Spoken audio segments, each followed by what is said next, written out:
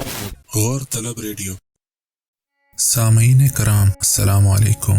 غور طلب ریڈیو کے یوٹیوب چینل پر خوش آمدید، جی آیا نو، مرحبا، ویلکم۔ اس چینل پر آپ کو سننے کو ملیں گی اسلامی واقعات و معلومات، سبق آموز کہانیاں اور بہت کچھ۔ برائے کرم اپنے اس چینل کو سبسکرائب کریں، ویڈیوز کو پسند آنے پر لائک کریں اور اپنے پیاروں سے شیئر کریں۔ اپنی قیمتی رائے کمنٹس میں ضرور لکھیں، شکریہ۔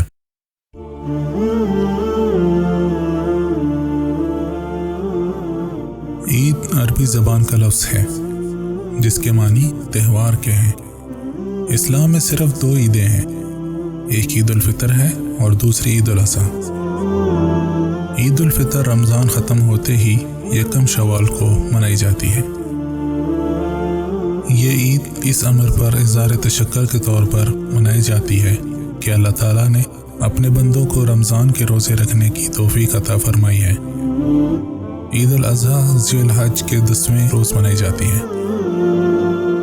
یہ اس واقعے کی یاد کے طور پر منائی جاتی ہے جب حضرت ابراہیم علیہ السلام نے اللہ تعالیٰ کی خوشنودی کے لیے اپنے بیٹے حضرت اسماعیل علیہ السلام کی قربانی پیش کر دی تھی۔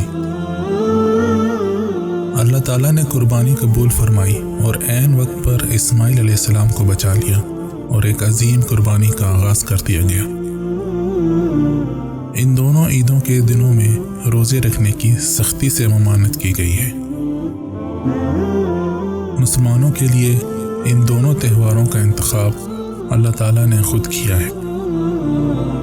نبی اکرم صلی اللہ علیہ وسلم جب مکہ سے ہجرت کر کے مدینہ تشریف لائے تو آپ کو بتایا گیا کہ یہاں کے لوگوں نے سال کے 2 دن خوشیاں منانے کے لیے مقرر کر رکھے ہیں۔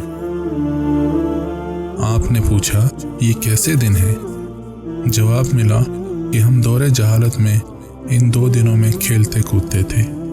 اس پر نبی صلی اللہ علیہ وسلم نے کہا کہ بلا شبہ اللہ تعالیٰ نے تمہیں ان کے بدلے میں ان سے بہتر دن دیے ہیں، یعنی عید الفطر اور عید الاضحیٰ کے دن۔ عید کے ان دونوں موقعوں پر خوب اہتمام کرنا چاہیے۔ غسل کیا جائے، بہترین کپڑے پہنے جائیں، تشکر کے طور پر عیدین کی راتوں میں کثرت سے تکبیر کہنی چاہیے۔ عید الاضحیٰ میں ایام تشریق کے آخر تک اور عید الفطر میں امام کی نماز کے لیے نکلنے تک تکبیریں کہتے رہنا چاہیے۔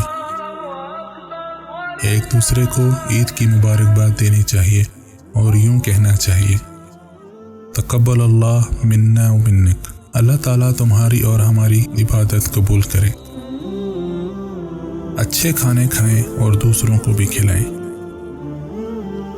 عید الاضحیٰ پر قربانی کی جاتی ہے اور اس کا گوشت خود بھی کھاتے ہیں اور ہمسایوں، دوستوں، رشتہ داروں، وقف کاروں اور بالخصوص غربا میں بھی تقسیم کرتے ہیں۔ عید کی نماز 2 رکعتوں پر مشتمل ہوتی ہے۔ پہلی رکعت میں رسول اللہ صلی اللہ علیہ وسلم تکبیر تحریمہ کے علاوہ 7 تکبیریں اور دوسری رکعت میں 5 تکبیریں کہتے تھے۔